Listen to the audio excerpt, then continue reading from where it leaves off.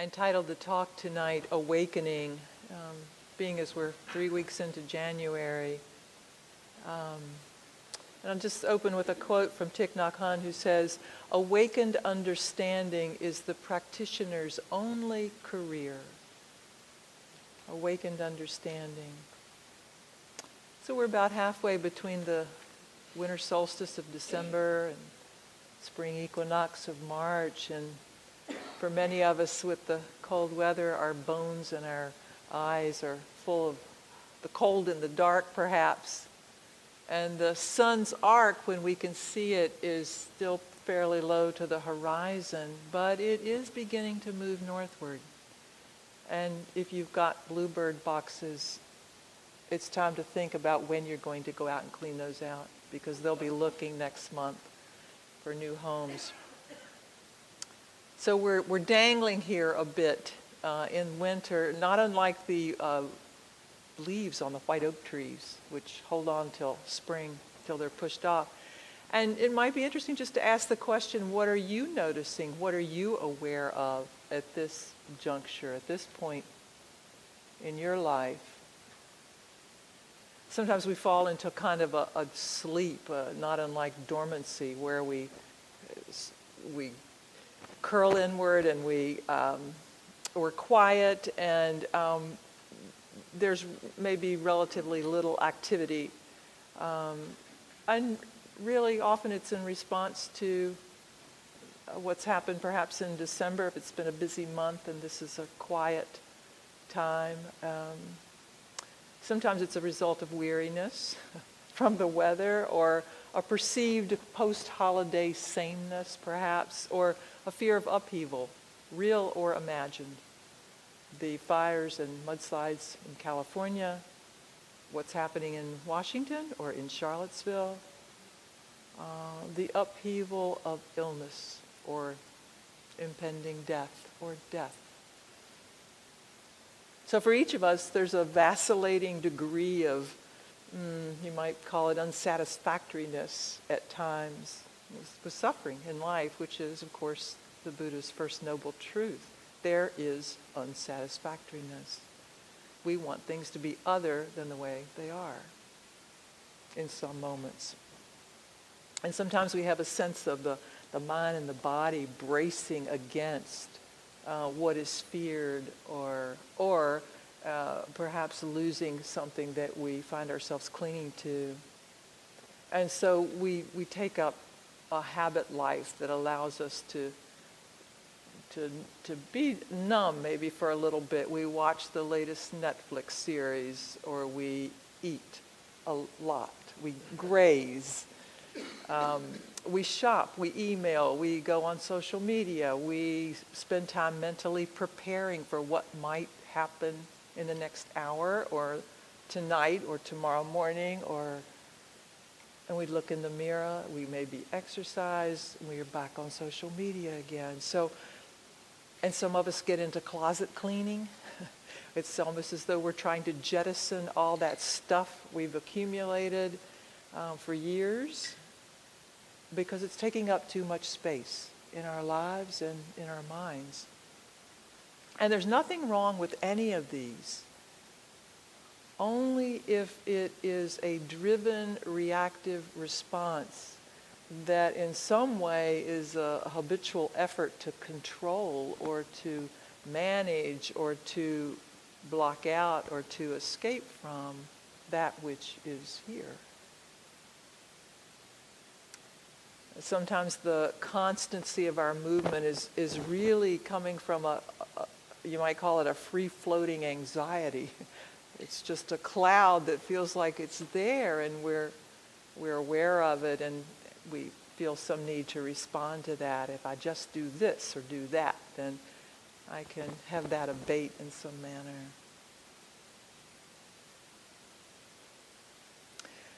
And it doesn't take much mindfulness to recognize that the suffering is coming because of our clinging, our wanting things to be other than the way they are. Either it's not here and we want it, or it is here and we wish it weren't. But we often find it really hard to let go of the clinging, or even to see the letting go as possible and at times whether it's worthwhile. And our feelings of desire, they come with a compulsion that almost makes it seem like that the desire is necessary, that we need that in order to survive. Or we may approach clinging like a lottery. We're willing to bear the risk of suffering in exchange for the chance that the clinging will bring us well-being. And what we all know probably at some level is that this clinging is exhausting. It's exhausting, but letting go seems really scary. And the clinging at times can give us a sense of taking care of ourselves, of holding tight to something that represents security, or holding on to people, individuals, or judgments, or some sense of self-identity. And these can be ways that we protect ourselves. And sometimes we may not quite know how to function without the motivation and the self-identity that comes from the clinging. So the question then is how to wake up from this trance if we feel stuck there. And we all know about mindfulness. We know that there is this path that leads to the cessation of suffering. And that's this path of living with some greater awareness. And the foundation of the path, the mindfulness piece, is rather like a middle way. It's a way to be with what's happening without shoving it away and becoming cold and distant, but not getting lost in it, not wallowing in it or being overwhelmed by it either. So I think maybe part of what's needed is the recognition that we all have an instinctive drive to wake up. Some of it's culturally conditioned. The new year rolls around, the calendar changes, and we hear about resolutions, and in the back of our minds perhaps there's this thought, well, that was last year, this is a new year. What is possible? What do I want to pay attention to? What matters? And we want to make a dent in the world. That's a sort of a inner drive for each of us. We want to have some influence. We want to be a little innovative or creative in our life. And we want to be recognized or seen. Pretty basic elements of being, living in these organisms, this body.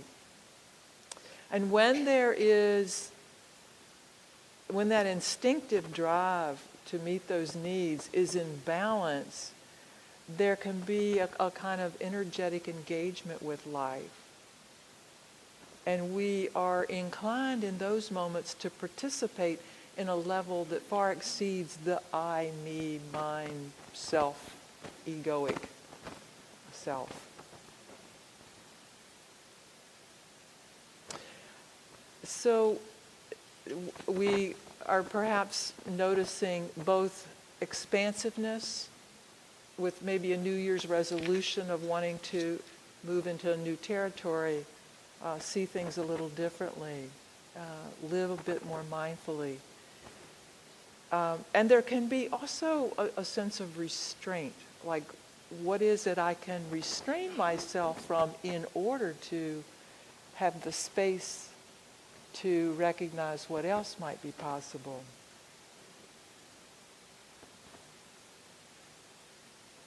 So the Buddha once said that if one sees that a greater happiness is found by letting go of a lesser one, the wise person will let go of the lesser happiness. And isn't that what we're about sometimes, is trying to discern which is which? What's the greater happiness? Where can we let go for the sake of some larger happiness?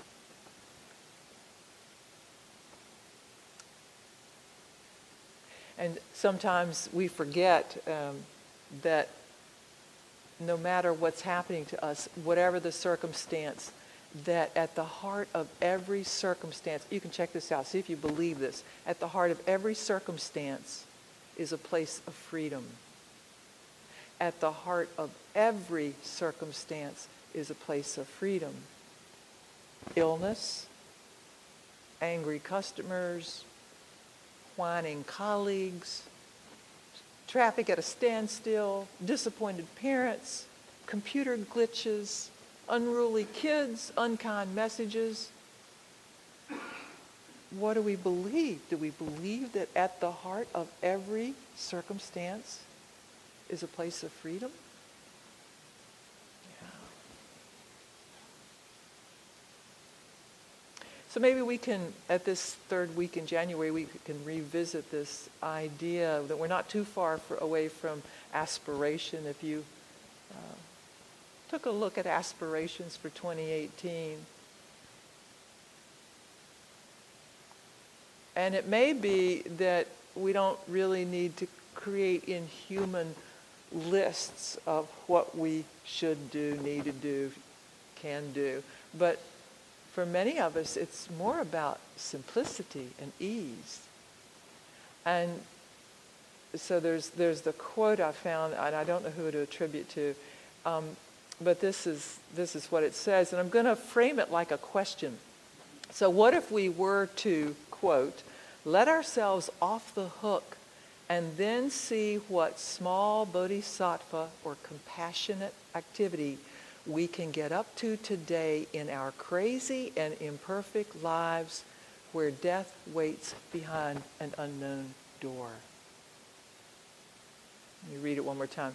What if we were to let ourselves off the hook and then see what small bodhisattva or compassionate activity we could get up to today in our crazy and imperfect lives where death waits behind an unknown door? Can you appreciate that idea of letting yourself off the hook? I just feel some great sense of ease about, oh, yes, I can breathe again. And the hook, do we know what the hook is for each of us? The one that feels sharp or rigid or like inhabiting the straitjacket of habitual reactivity or nagging expectation. Where might we find release? So when we're tempted to complain about illness or disappointment or resentment, what if we freed ourselves from the story that goes with that sensation in the body or that thought or that mind state? What if we, again, remembered that at the heart of every circumstance is a place of freedom where we can become still, which is not unlike nature in this season with its relative stillness. And that's not about stopping your experience of life in the moment. It's not about changing the sensations or the mind states or the thoughts that are arising, but rather shining a light of awareness onto that which is arising.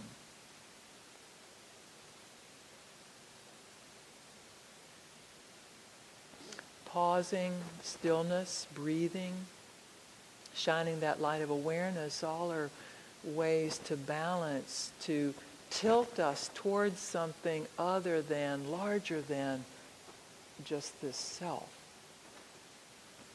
And in this place, we might taste the luminous mind of freedom, which is hidden when the clinging's present. One practice that we could consider to thaw the heart or to shine the light of awareness is to nourish any instinctive movement you have towards self-restraint for the sake of something larger than ourselves. So we might notice, for example, with some curiosity, what would happen if I were to let go of an opinion that I'm holding? What would happen if we were to move outside of self-preoccupation? If we were to release the hook of some strong desire? Another question. In what areas in your life would letting go bring greater benefits than continuing to hold on tightly?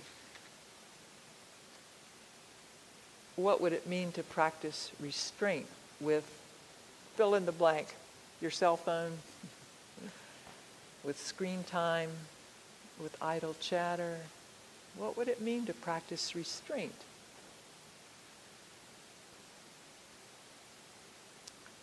So let's just do a little guided practice right now to reflect a bit on the nature of strong desire in our lives. So wherever you are, just sit back comfortably. No need to be too upright. Let your eyes close if that's comfortable for you. And just for a moment, let there be a soft attention to any tight place in the body. Maybe in the muscles of the face, jaw, shoulders, the belly. And for a moment, just bring to mind an area of your life where you feel compelled by wanting mind, where there's a little bit of a craving perhaps. It might be around work or food or buying things or alcohol. Allow yourself to go to that specific area where the wanting mind is compelling.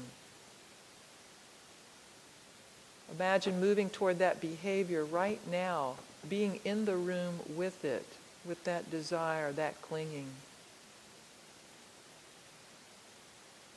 Become still and pay close attention to the nature of wanting. What does your body feel like when the clinging, the wanting is strong?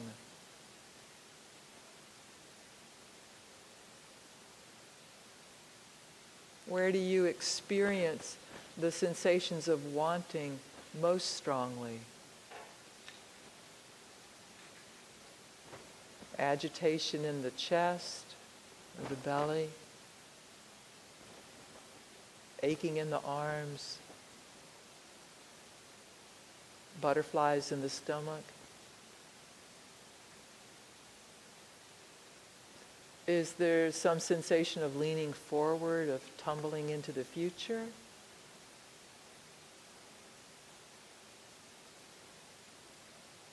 Does the mind feel tight or speedy, or conversely sluggish and dull?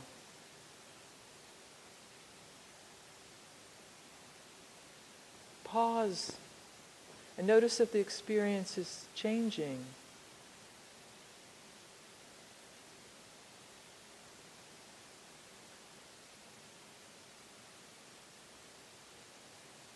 You might ask yourself, what's missing right now?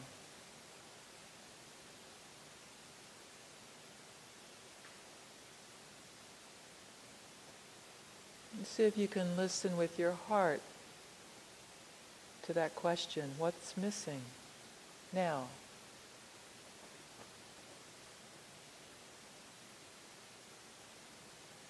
Noticing with a compassionate attention what sensations, thoughts, or emotions are arising.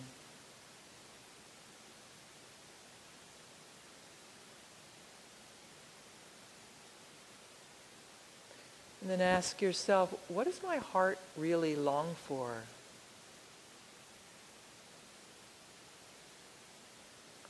And an immediate answer might be that you want to be healthy or lose weight or make more money or find a partner or improve work conditions.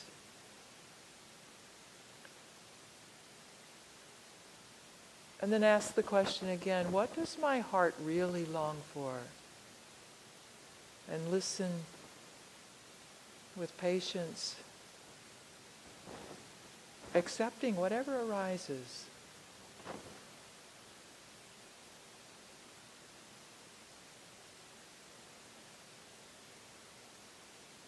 Maybe the longing is for harmony, for freedom, for ease, for truth.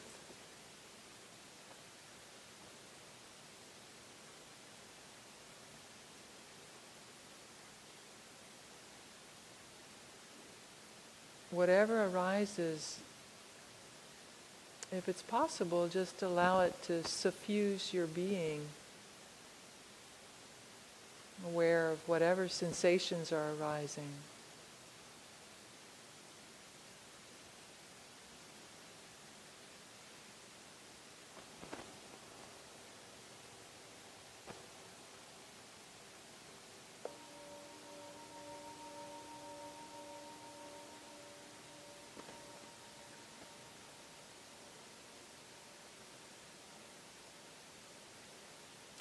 So the invitation is to wake up and, in the words of a poet, go to the winter woods, listen there, look, watch, and the dead months will give you a more subtle secret than any you have found in the forest. Go to the winter woods, listen there, look, watch, and these dead months will give you a secret more subtle than any you have yet found in the forest.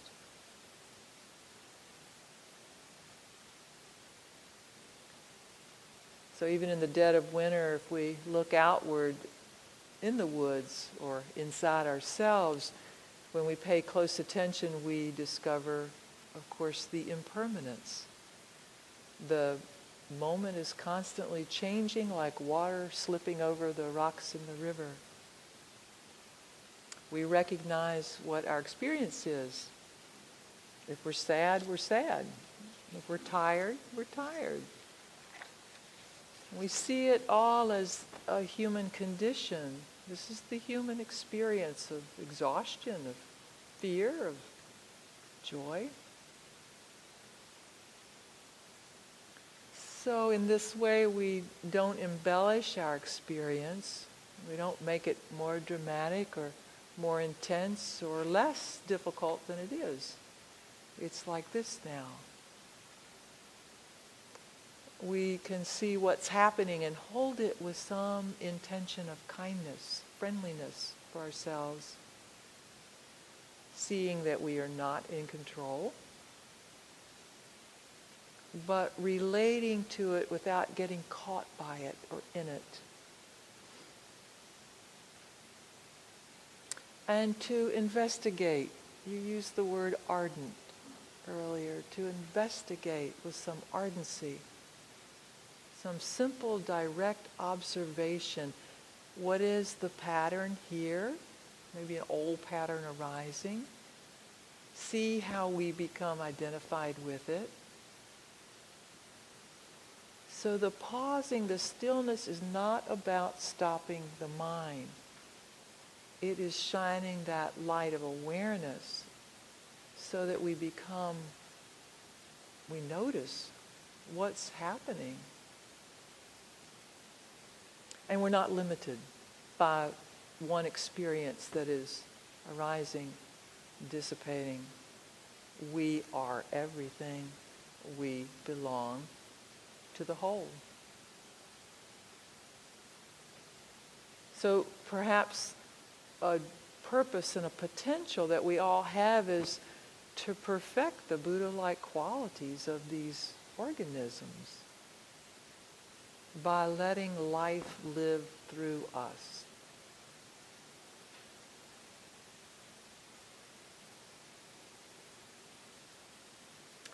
So I'll close with some words by the Buddha, and you can see how they are for you, how they land in terms of aspiration for yourself.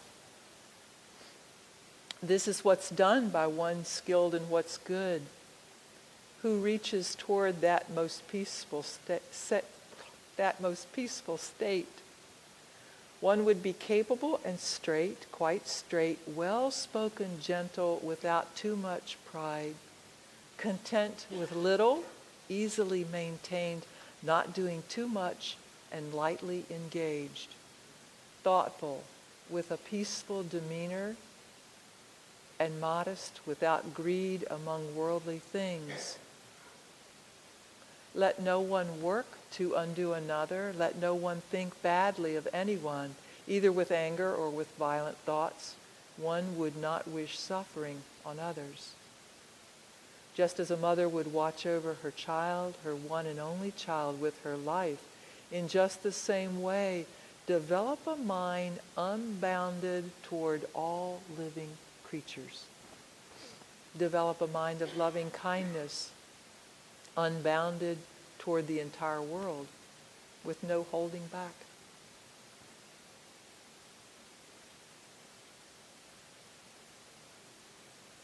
So we can ask ourselves, does this action, this attention that I am about to engage in or that I'm leaning towards, does it help me awaken or does it hinder me? Is it what's done by one who is skilled in what's good? So day to day it may be difficult, and we're all going to err. But if our practice is steady, ardent, continuous, we can be sure that the moments of being awake will increase steadily, just as that sunlight is increasing daily, moving towards spring.